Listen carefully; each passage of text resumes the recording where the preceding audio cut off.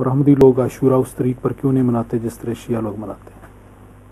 جو عاشورہ منانے والا ہے قصہ، وہ ایک ایسا نیا غیر اسلامی رواج ہے جس کی کوئی سند، کوئی بنیاد نہ قرآن میں ہے، نہ حدیث میں ہے، نہ حضرت صلی اللہ علیہ وسلم کے اسوہ میں، نہ آپ کے صحابہ کے اسوہ میں۔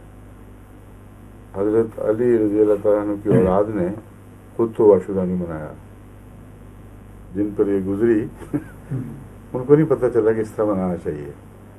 یہ بعد کے آنے والی شیعوں کو کس طرح پتہ چل گیا کہ اصل طریق کیا ہے۔ اور حادثہ ایک تو نہیں، بے شمار حادثے ہوئے ہیں۔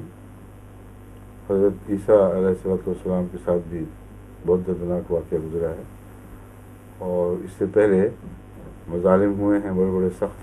رسول اللہ علیہ وسلم کے زمانے میں خود حضرت صلی اللہ علیہ وسلم کو مظالم کا نشانہ بنایا گیا، تو جن سے آپ کی اولاد کی عظمت حاصل کی جاتی ہے ان کو چھوڑ کر ان کی تکلیف کو اٹھا کے زیادہ کر دینا۔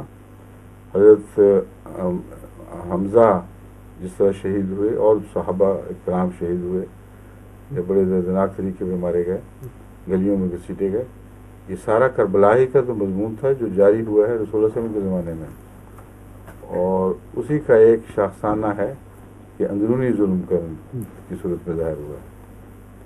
تو وہاں کس نے ان باتوں کے عاشورے منائے ہیں؟ کس نے ان باتوں پر کسی قسم کا واویلا کیا ہے؟ رسول اللہ صلی اللہ علیہ وسلم کے دانت شہید ہوئے، آپ اس حالت میں پہنچ گیا کہ لوگوں نے اعلان کر دیا کہ وفات پا گئے ہیں، نعوذ باللہ قتل ہو گئے ہیں، اور اس کے بعد کسی صحابہ نے کوئی سوگ کا کپڑا نہیں پہنا، کوئی رونا پیٹنا نہیں شروع کیا۔ تو اس سے زیادہ بڑی کربلا کیا گزر سکتی ہے دنیا میں کہ رحمۃ اللہ عالمین کے ساتھ ایسا ظلم ہوا ہو۔ وہاں جب طائف میں تشریف لے گئے ہیں، جو ظلم ہوئے ہیں اس کے بیان سے بھی انسان لرز جاتا ہے۔ ان لوگوں کو کوئی ہوش نہیں۔ تعجب کی بات ہے کہ جو اصل ہے وہ اس کے اوپر تو سخت دردناک مظالم کا دور لمبے عرصے تک مسلسل جاری ساری رہے، اور اس کے اوپر ان کا مسل بھی نہ پھڑکے، کوئی رگ درد کی ابھرے نہ اور پھڑکے نہیں۔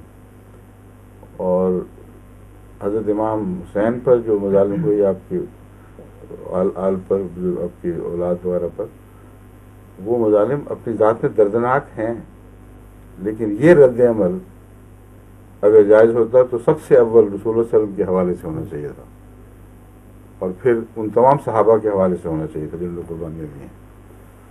ایک فرضی بات بنائی ہے جس کا کوئی سند نہیں، اور جیسا کہ میں نے شروع میں ہی اصل میں ساکت جواب تو مشکل جواب تو دے دیا تھا کہ خود وہ آن علیہ وسلم کی آل جو ان دکھوں سے گزری، جن کے نام پر اب یہ پیٹتے ہیں، وہ تو نہیں پیٹے، انہوں نے تو بڑا صبر کیا تھا۔ یہ سارے فرضی قصوں میں تو ہم یقین نہیں کرتے، حقیقت پر جاتے ہیں۔ اس لیے ان دنوں میں کثرت سے درود اور آل پر درود بھیجنا یہ جماعت کا طریق ہے، اور یاد رکھنا اور دعائیں کرنا ان بزرگوں کے لیے، اور یہی اصل جو سنت سے انبیاء ہے وہ اس کے مطابق ہے، باقی سب قصے ہیں۔